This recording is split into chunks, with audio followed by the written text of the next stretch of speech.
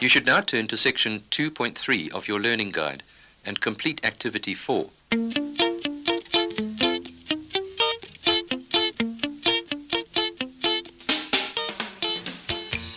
We've been presented with the challenge of changing our schools, but how do we begin?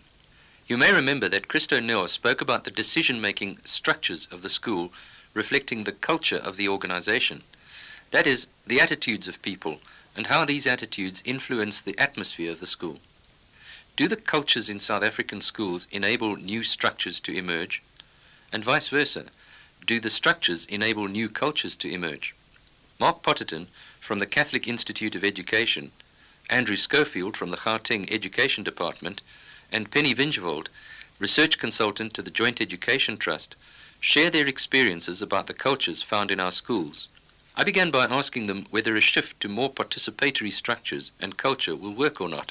In this province, we have quickly changed the structures, but the cultures of the schools are still looking tatty.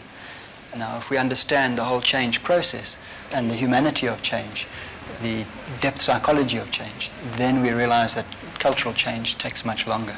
For example, the province has changed several aspects of school structure.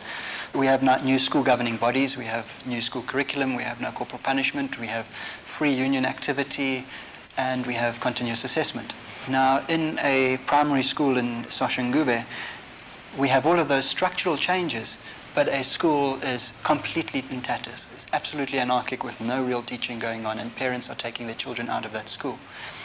The reasons for that lie not in the structural changes initiated by our department, but in the personality politics of the chairperson of the school governing body and the principal. It's very easy to change structures, but it's very difficult to change the cultures.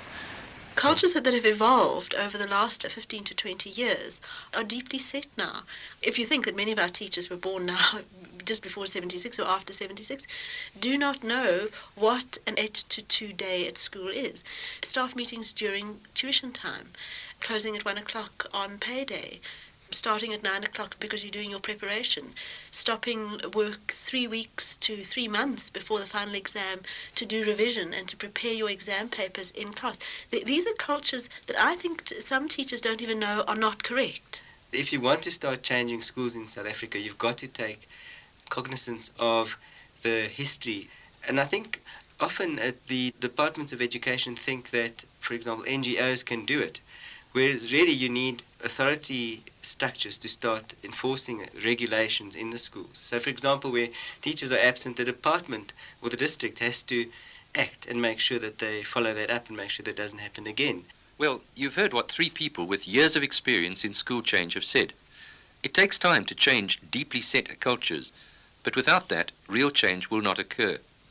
On the other hand, although hierarchical structures may be replaced fairly rapidly by democratic and participatory ones, these alone are not an automatic solution. Strong visionary leadership, the exercise of legitimate authority, and a sensitive understanding of our past are all factors that need to be taken seriously. Now turn to section 2.5 in your learning guide and complete activity 5.